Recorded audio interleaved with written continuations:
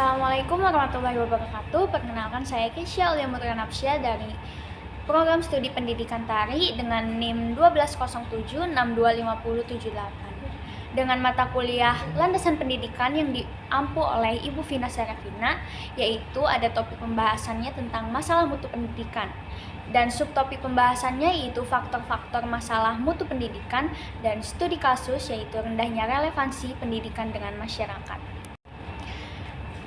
Di sini ada learning outcome yaitu mengidentifikasi faktor mutu rendah, lalu ada mampu memahami faktor-faktor apa saja pada masalah mutu pendidikan, mengevaluasi efektivitas input, proses, output terhadap relevansi pendidikan, dan merancang strategi studi atau OB untuk perbaikan kurikulum. Nah, masalah mutu pendidikan adalah berbagai tantangan dan hambatan yang mengakibatkan rendahnya kualitas pendidikan, baik dari segi proses pembelajaran, sumber daya manusia, sarana, prasarana, hingga hasil pendidikan yang tidak sesuai dengan standar yang diharapkan. Masalah ini bisa terkait dengan kualitas guru yang belum bisa profesional, pemerataan pendidikan yang tidak merata, serta perubahan atau ketidakstabilan kurikulum. Selain itu, masalah mutu pendidikan juga melibatkan ketidaksesuaian antara fasilitas pendidikan dan kebutuhan belajar siswa, serta kebijakan yang belum menyeluruh dalam penjaminan mutu pendidikan. Nah, di sini saya akan menyebutkan faktor-faktor, yaitu ada faktor eksternal seperti lingkungan, keluarga yang kurang mendukung, serta kurangnya perhatian masyarakat. Kurikulum tidak relevan dengan kebutuhan dunia kerja dan kondisi masyarakat, serta kurang kreativitasnya pendekatan pembelajaran.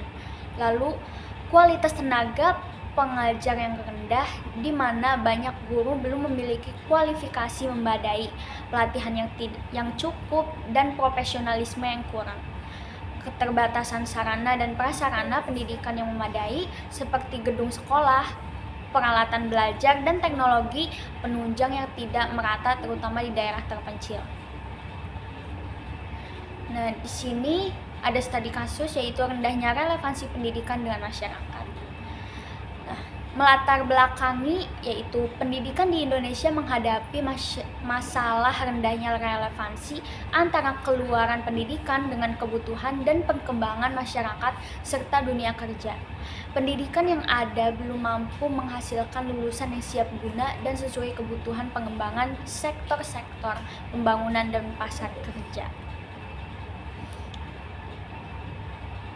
Nah, teori yang mendukung yaitu rendahnya relevansi pendidikan dengan masyarakat adalah konsep mismatch pendidikan, di mana kurangnya keselarasaan antara kurikulum, kompetensi lulusan, dan ketuntutan dunia kerja atau masyarakat menyebabkan pengangguran terdidik dan inefisiensi ekonomi. Lalu penyebab utamanya yaitu kurangnya relevansi kurikulum dengan kebutuhan industri dan masyarakat. Ada horizontal mismatch di mana 37% tenaga kerja Indonesia tidak sesuai keterampilan dengan pekerjaan, terutama lulusan vokasi yang berdampak pada produktivitas individu dan perusahaan. Lalu ada rendahnya pemerataan kesempatan pendidikan, yaitu kualitas guru dan fasilitas yang memperburuk ketidakrelevanan pendidikan nasional. Lalu di sini ada input, apa sih sistem pendidikan masih fokus pada buku paket dan belum mendorong pengembangan potensi individu secara menyeluruh? Mengapa kurikulum yang tidak diterapkan kurang mampu memfasilitasi pembelajaran yang inovatif dan pengembangan kreativitas siswa? Dan lalu mengapa fasilitas infrastruktur, anggaran pendidikan, serta profesionalisme guru masih kurang optimal? Dan lalu kurangnya data dan analisis dan kebutuhan pasar kerja yang tepat untuk menentukan relevansi kurikulum. Nah, proses penyelesaiannya yaitu dengan cara mengembangkan dan menerapkan kurikulum yang seimbang dan relevansi seperti kurikulum 13 yang menggabungkan aspek kognitif dan afektif.